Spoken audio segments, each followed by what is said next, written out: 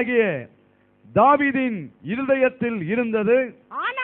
ஆனாலும் கர்த்தர் என் தகப்பனாகிய தாவீதை நோக்கி என் தகப்பனாகிய தாவீதை நோக்கி என் நாமத்திற்கு ஆலயத்தை கட்ட வேண்டும் என்கிற விருப்பமும் என் நாமத்திற்கு ஆலயத்தை கட்ட வேண்டும் என்கிற விருப்பம் உன் மனதிலே இருந்தது நல்ல காரியம் என்று ஆண்டவர் சாலமோனின் மூலமாய் தன் தகப்பனாகிய தாவீதுடைய விருப்பத்தை வெளிப்படுத்துகிறார். இந்த காலவெளியிலே கவனியுங்கள், ஆண்டவர் தாவீதுடைய உள்ளத்தில் இருந்த அந்த விருப்பத்தை நல்ல காரியம் என்று பாராட்டுகிறார். தேவனுடைய சபைக்குள் இருக்கிற நம்முடைய விருப்பத்தை நல்ல காரியமாய் தேவன் பார்க்க விரும்புகிறார். என் மகனுடைய விருப்பம் நல்ல காரியம்தான், என் மகளுடைய விருப்பம் நல்ல காரியம்தான். நல்ல காரியத்துக்காக இந்த விருப்பம் மகளுக்குள்ளே இருக்கிறது. இந்த சகோதரனுக்குள்ளே இந்த விருப்பம், இந்த காரியத்துக்காக ஜெபிக்கிற இந்த காரியங்கள், இந்த வேண்டுதல்கள் ஒரு நாள் நம்முடைய வாழ்க்கையிலே உலக பிரகாரமாக ஜீவிப்பதற்காக அல்ல, ஒரு ஆவிக்கேற்ற ஒரு வாழ்வை வாழ்வதற்காக தான் இந்த விருப்பம் இருக்கிறது என்பதை தேவன் உங்களுடைய இருதயத்தில் இருந்து அறிந்து கொள்ள வேண்டும். சாலமோன் இங்கே தன் தகப்பனுடைய இருதயத்தை குறித்து தேவனுடைய காரியத்தில் என்ன சொல்லப்பட்டிருக்கிறது, அந்த வசனத்தை நான் குறிப்பிட விரும்புகிறேன். அவர் சொல்லுகிறார், இந்த விருப்பம் 17ஆம் வசனத்திலே ஆலயத்தை கட்ட வேண்டும் என்கிற விருப்பம் என் தகப்பனாகிய தாவீதின் இருதயத்தில் இருந்தது. 18ஆம் வசனத்திலே இருதயத்தில் இருந்த அந்த விருப்பம் தேவனுடைய பார்வையிலே நல்ல காரியமாய் இருந்தது. ஹல்லேலூயா. அதனால நான் ஆரம்பத்தில் சொன்னேன், உள்ளே இருக்கிற நம்முடைய விருப்பம் மனுஷருடைய பார்வையிலே நல்ல காரியமா இருக்குன்னு நினைக்க கூடாது.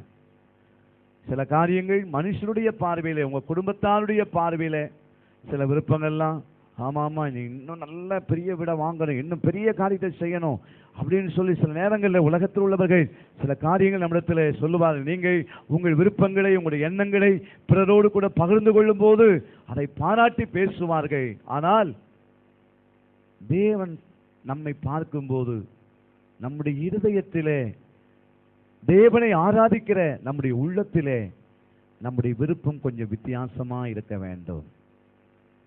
தாவீது தன் வாழ்க்கையிலே இந்த விருப்பத்தை அவன் நிறைவேற்றுவதற்கு விரும்பினார். ஆண்டவர் அவரை ராஜாவாக மாற்றினார். பல வெற்றிகளை ஆண்டவர் தந்தார். சாமுவேல் புஸ்தகத்திலே நாம் வாசிக்கும் போது 7ஆம் அதிகாரம் 1ஆம் வசனமும் 2ஆம் வசனத்தையும் வாசிக்க கேட்போமாக. கர்த்தர் ராஜாவை சுற்றிலும் அவனை சுற்றிலும் ராஜாவை சுற்றிலும் இருந்த அவனுடைய எல்லா சத்துருக்களுக்கும் அவனை நீங்களாக்கி இளைப்பாற பண்ணின போது அவன் தன் வீட்டிலே வாசமாயிருக்கையிலே, இப்ப உட்கார்ந்து அவர் யோசிக்கிறார், தாவீது, ஆண்டவர் எனக்கு இருந்த எல்லா சத்துருக்களிடத்திலிருந்து என்னை விடுதலை ஆக்கினார். அதுக்காக எப்பவுமே ஸ்தோத்திர பாட்டை பாடிட்டு, சில நேரத்தில் நம்முடைய வாழ்க்கையிலே ஆண்டவர் எனக்கு அதை செய்தார், என் பிள்ளைக்கு பாஸ் பண்ண உதவி செய்தார், என் பிள்ளைக்கு ஆண்டவர் கல்லூரியில் இடம் கொடுத்தார், எனக்கு பிரச்சனைகளா இருந்த சில ஆட்களை ஆண்டவர் மாற்றம் தந்து என்னை ஆண்டவர் இப்பொழுது நல்ல சமாதானமான நிலைமையில வேலைகளை செய்ய தேவன் எனக்கு உதவி செய்திருக்கிறார் என்று பலரோடு நாம் பேசுவோம். அதை குறித்து பல நேரத்திலே நாம் சந்தோஷப்படுவோம். தாவீது தன்னுடைய ராஜ மேன்மையில் இருக்கும்போது ஒரு நாள் உட்கார்ந்து, ஆண்டவர் என்னை சுற்றில் இருக்கிற எல்லா சத்துருக்களுக்கும் என்னை ஆண்டவர் நீங்களாக்கி இப்ப என்னை இளைப்பாற பண்ணியிருக்கிறார். ஊழியத்தினுடைய ஆரம்ப நாட்களிலே பல கஷ்டங்கள், பல நெருக்கங்கள், இதயத்துக்கு ஒரு அமைதி இல்லாத சூழ்நிலைகள் எல்லாம் இருந்தது உண்டு. சபையினுடைய இந்த திருச்சபையினுடைய பொறுப்பை எடுக்கும் போது பல நேரங்களில் ஒரு அமைதி இல்லாத ஒரு போராட்டமான சூழ்நிலைகள் காணப்பட்டது உண்டு. ஆனால் இன்றைக்கோ ஆண்டவர் ஊழியத்தின் பாதையிலே ஒரு இளைப்பாறுதலை, ஒரு அமைதலை தேவன் தந்திருக்கிறார். தாவீதுக்கு தேவன் கொடுத்தது போல 1 சாமுவேல் புஸ்தகத்திலே தாவீதுடைய வாழ்க்கையிலே சத்துருக்களை சந்தித்தார். பலவிதமான சத்துருக்கள். ஆனால் 2 சாமுவேலிலே அவர் இந்த 7ஆம் அதிகாரத்திலே எல்லா சத்துருக்களிலிருந்தும் தேவன் என்னை நீங்களாக்கி என்னை இளைப்பாற பண்ணியிருக்கிறார். இப்போ நான் என் வீட்டில் எப்படி இருக்கிறேன்? என்னுடைய வீட்டிலே நான் என்ன செய்கிறேன்? வாசமா இருக்கிறேன். அந்த வீடு எப்படி இருக்கிறது? 2ஆம் வசனத்திலே ராஜா தீர்க்கதரிசியாகிய நாத்தானை நோக்கி, பாரும், கேதுரு மரங்களால் செய்யப்பட்ட வீட்டிலே நான் வாசம் பண்ணும் போது, அப்பா யோசிக்கிறார், நான் நல்ல வீட்டிலே இருக்கிறேன். ஆண்டவர் எனக்கு ஒரு இருதயத்தில் ஒரு அமைதியை தந்திருக்கிறார். சகோதரனே, சகோதரியே, ஆண்டவர் உங்களுடைய பாவத்தை மன்னித்து, உங்களுடைய அக்கிரமங்களை மன்னித்து, உங்கள் வியாதிகளை சுகமாக்கி, உங்கள் குடும்பத்தில் உங்களுக்கு விரோதமாக எழும்பின எத்தனையோ பிரச்சனைகள் புயலை போல, அலைகளை போல உங்கள் வாழ்க்கையை நிம்மதியை குலைத்த எத்தனையோ சூழ்நிலைகளிலே உங்கள் ஜெபங்களுக்கு தேவன் பதில் தந்து, உங்களுக்கு ஏற்பட்ட எல்லா பயத்திலிருந்தும் தேவன் விடுதலை ஆக்கி, உங்களுக்கு நல்ல கேதுரு மரங்களால் செய்யப்பட்ட ஒரு நல்ல அருமையான வீட்டை தேவன் உங்களுக்கு தந்திருக்கும் போது, உங்கள் சிந்தனையிலே, உங்களுடைய இருதயத்திலே தாவீதை போல ஒரு விருப்பம் வர வேண்டும். கவனியுங்கள், என் பிரச்சனையே தீராமல் இருக்கும் போது இன்னொரு காரியத்துக்காய் நான் எப்படி ஜெபிப்பேன் என்பது அது அடுத்த பகுதி. ஆனால் தாவீது இங்கே குறிப்பிடும் போது, ஆண்டவர் எனக்கு எல்லாவற்றிலையும் விடுதலை ஆக்கி எனக்கு ஒரு நல்ல வீட்டை கொடுத்து நான் இப்பொழுது இருக்கிறேனே. ஆகாய் தீர்க்கதரிசன புஸ்தகத்தோடு சம்பந்தப்படுத்தி இந்த வசனத்தை நான் உங்களுக்கு குறிப்பிட விரும்புகிறேன். ஆகாய் தீர்க்கதரிசன புஸ்தகம் 1ஆம் அதிகாரம் 8ஆம் வசனத்தை,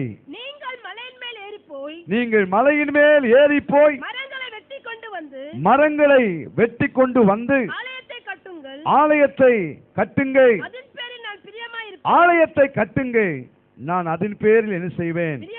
பிரியமாய் இருப்பேன் என்று ஆண்டவர் சொல்லுகிறார். ஆலயத்தை கட்டுங்க. ஆண்டவர் சொல்ல, நீங்க ஆலயத்தை கட்டுங்க, நான் அதன் பேரில் என்ன செய்வேன்? பிரியமாய் இருப்பேன். ஏன் இந்த வார்த்தையை ஆண்டவர் சொன்னார்?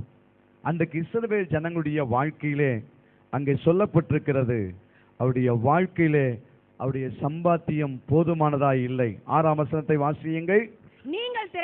நீங்கள் திரளாய் விதைத்தும் கொஞ்சமாய் அறுத்து கொண்டு வருகிறீர்கள். நீங்கள் புசித்தும் திருப்தியாகவில்லை, குடித்தும் பரிபூர்ணம் அடையவில்லை. நீங்கள் வஸ்திரம் உடுத்தியும் ஒருவனுக்கும் குளிர் விடவில்லை. கூலியை சம்பாதிக்கிறவன் பொத்தலான பையிலே போடுகிறவனாய் அதை என்ன செய்கிறான்? இன்றைக்கு அநேகுடைய வாழ்க்கையிலே பாருங்கள், புத்தலான பை, ஓட்டப்பை. சொல்லுவாங்க, பணம் வருதுன்னு தெரியல, போறதுன்னு தெரியல. பணத்தை வாங்குற, நேத்த ஆஸ்பத்திரிக்கு கொடுத்துட்றேன். பணத்தை வாங்குற, கடன்காரர்களுக்கு கொடுத்துட்றேன். சரி, கடனாவது அடைபட்டுதான், கடன் அப்படியே இருக்கிறது. வட்டிக்கு மாத்திரம் பணம் கொடுக்கிறது. வட்டியாவது கொடுக்க முடியுதா? 100 ரூபாய் வட்டி கொடுக்கணும்னா 50 ரூபாய் வட்டியை கொடுத்துட்டு 50 ரூபாய் அடுத்த மாதம் தானே, அந்த மீதி 50க்கு 50 ரூபாய் வட்டி போட்டுடுறாங்க. என்கிட்ட ஒருத்தர் வந்து கேட்டார், நான் லோன் வாங்கி வீடு கட்ட முடிஞ்சா நான் வாங்குறது என்ன பாஸ்டர் தப்புன்னார். உங்களால் கட்ட முடிஞ்சா வாங்கிக்கோங்க. ஆனால் நிறைய பேர் கட்ட முடிஞ்சுன்னு வாங்கி கட்ட முடியாமல் கடைசியில் அந்த வீடை விற்று கடைசியில் மறுபடியும் வாடகை வீட்டுக்கு வந்தவங்களாம் எனக்கு தெரியும்.